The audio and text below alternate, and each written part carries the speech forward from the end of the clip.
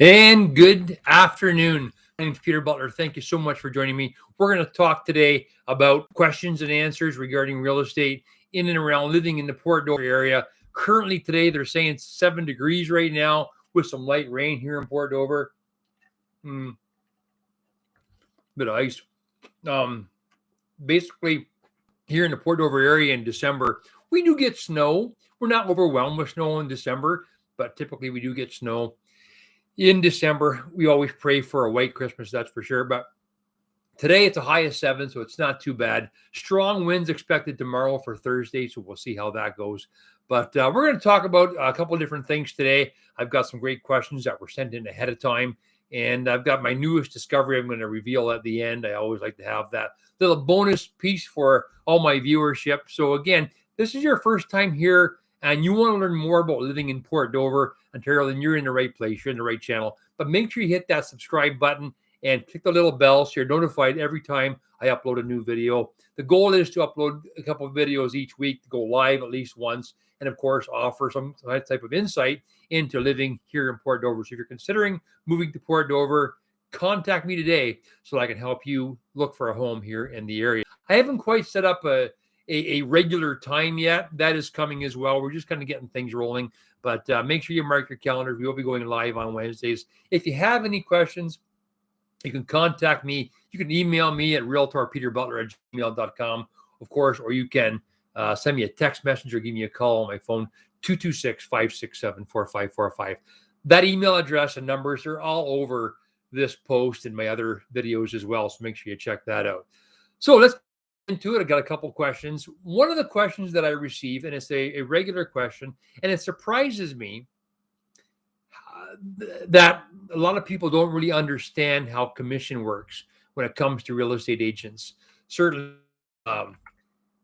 the commission, how it's broken down is the listing agent will, of course, set a commission level, particular number, and that commission or to sell the house. Now, when the house is sold, that commission gets split between the listing agent and the cooperating broker. So that's how the cooperating agent gets paid out of that listing commission. Okay. So the buyer doesn't pay any commission to the buyers typically. Now, in this world, you never know what the arrangements are going to be, but typically the buyers do not pay any commission to their agent, their representative in the purchase. Again, it comes out of that listing purchase amount. So the purchase amount, what happens is that, again, let's just pick a number out of the blue. I think typically we see a number of different numbers. We certainly, as agents, can't collude with other agents on how much we're going to charge. So I'm not saying this is my rate or anybody else's rate. I want to make a big disclaimer in that, but let's just, for our scenario, let's pretend that the commission is, let's say it's 5%. Okay. So 5%. So what could happen, as outlined in the listing agreement, is that the listing agent, who is the listing brokerage, gets half of that, 2.5%. And 2.5% goes to the cooperating brokerage. So the cooperating brokerage, listing brokerage, they each get 2.5% for that 5%. Now, here's the thing. The agent who represented the seller and the agent who represented the buyer, they have to split that 2.5 with their brokerage. Okay. So that 5% gets split twice. And then each one of those commissions gets split again. So it actually gets split 4 ways. The listing brokerage and listing agent split half, and the cooperating brokerage and the cooperating agent, they split half as well. So this is a wonderful question. And again, it's surprising how many people don't understand how all that works. Now, when it comes to the broker, individual agreements with their agents on how that gets split. And I've heard of 70-30 splits where the agent gets 70%, the brokerage gets 30. I've heard of 80-20. I've heard of 60-40. I've heard of 90-10. I've heard of flat fees where the agent gets most of the commission and pays a flat fee for every transaction to their brokerage. Now, that's an entirely different conversation, but that's kind of how commission works. So that's a wonderful question. And if it ever comes up, I would certainly recommend and encourage you to speak to your realtor about all that, how all that works, to make sure that you understand correctly. So the next question I have is, again, something that comes in quite a bit, and it's about bully offer. So a bully offer, it's actually called a preemptive offer, but the slang is a bully offer. So what exactly is a bully offer? So in this market, it's been very, very busy. And what we're seeing is houses selling very quickly. Now, the definition of market value is what a reasonable buyer, the price, the amount a reasonable buyer would pay for a property that's been exposed in a reasonable market and accepted by a reasonable seller, okay, to find that market value.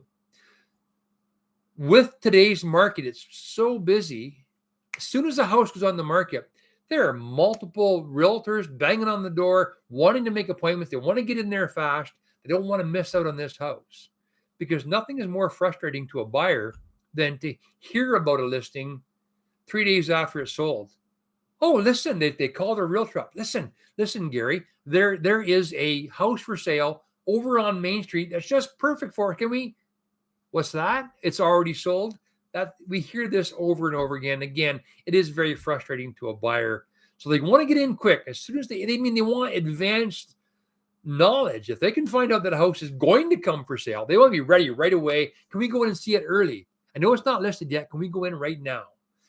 All those types of conversations, because they're just desperate trying to get into the houses, into these listings. So what'll happen is, again, as a listing agent, now on the other side of the fence, as a listing agent, when you list a property for your seller, you want to ensure that their house gets maximum exposure. So a lot of buyers get to see it, because that hopefully ends up in multiple offers. Now, from a buyer's point of view, oh, Peter, don't start about multiple offers. I don't want to hear about it. I don't like multiple offers, because then I have to offer more and more and more, because that's what happens. That's just the way it is right now in the market. But as a seller, oh my goodness, they're very happy to hear there's multiple offers. Typically what happens is the house will sell for above listing price. And again, it's just the way the market is right now. Okay. So again, you want to get that maximum exposure. So what a listing agent will do, if they list the house on a Friday, they will leave a message within the listing for all the buying agents that says offers reviewed in 7 days, or in 5 days, or in 4 days after the listing. So what happens is the listing is put on the market on the MLS system on a Friday. There's no offers until Wednesday. Offers have to be in by 4 p.m. on a Wednesday afternoon. That gives other buyers 5 days to get in there, maximizes that exposure. And there's no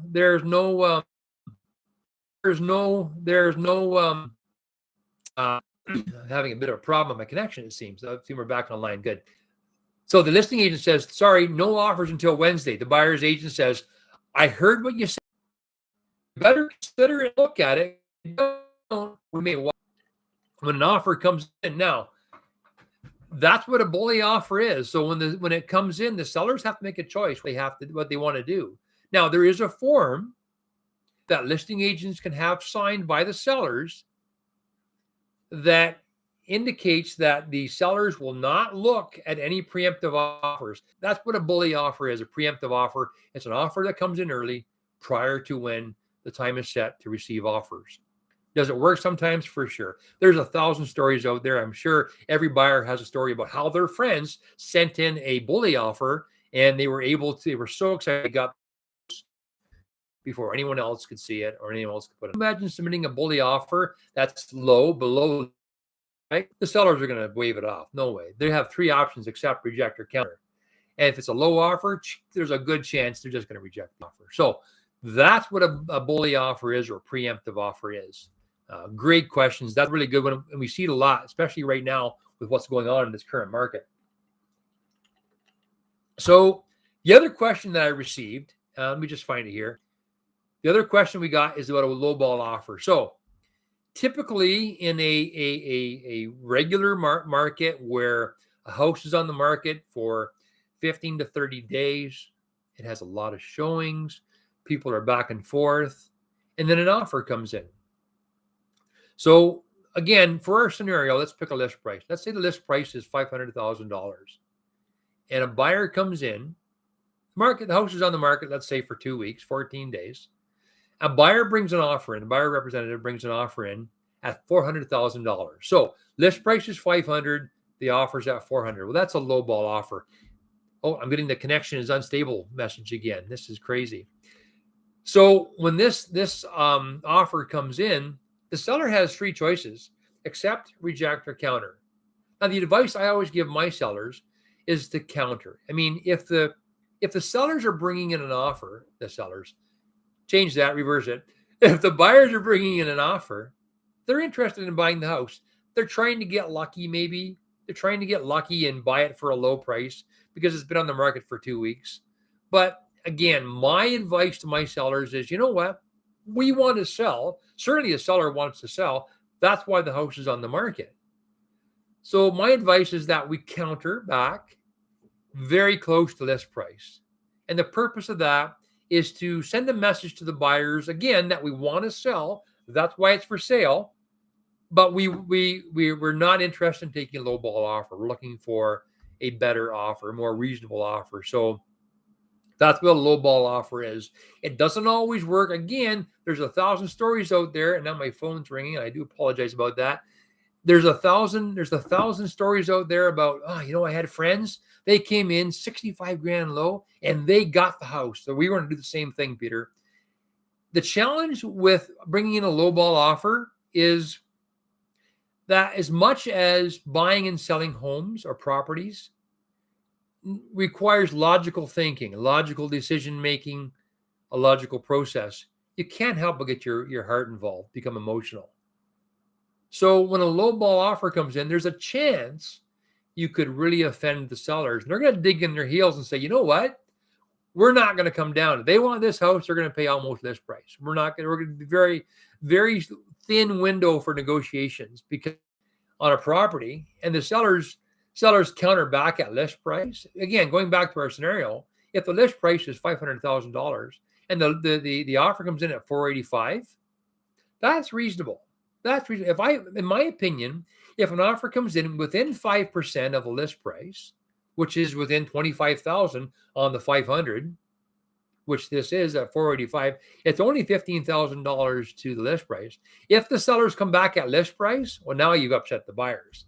The buyers may walk away.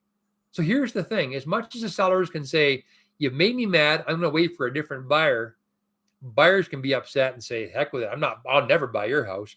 I'm going to find a different house somewhere else," and they'll keep looking. So it's so important when we're making decisions that again, I can't recommend enough, we use a professional realtor, someone who's familiar with negotiations, understands how negotiations work, and is working hard in your behalf to come up with a reasonable, successful transaction. So those are the questions that I have today. And I want to say, I really appreciate everyone watching my videos and all the support that I've got. It really means a lot to me, for sure. Don't forget, you can always email me at realtorpeterbutler@gmail.com. You can call me at 226-567-4545. I do have a bonus for you. It's something I'm not sure if you're aware of, but if you've ever been to the Erie Beach Hotel, you have to go and have the celery bread. Now, this is the celery bread. This is my mouth watering just thinking about it. Homemade bread, cubed, into long sort of rectangular cubes, dipped in melted butter and celery spices, and then toasted. It's so good. It's well known. It's famous. Everyone knows about the Erie Beach celery bread. If you didn't, you do now. You have to make sure you order that when you go to the Erie Beach Hotel. You can go down to the Cove Room, which is fine dining, a very nice area. You can go up to the terrace room upstairs, which is a little more relaxed family dining. They even have in the summertime the rooftop patio. So the Erie Beach here in Port Dover down by the beach is a wonderful spot for supper. Check out the celery bread. You won't go wrong. So again, thank you so much for tuning in today. If you're considering moving to Port Dover, contact me today. I've helped a lot of people find homes right here in the area, and I want to help you too. So we'll see you in the next video. Keep smiling, and we'll talk to you real soon. Take care.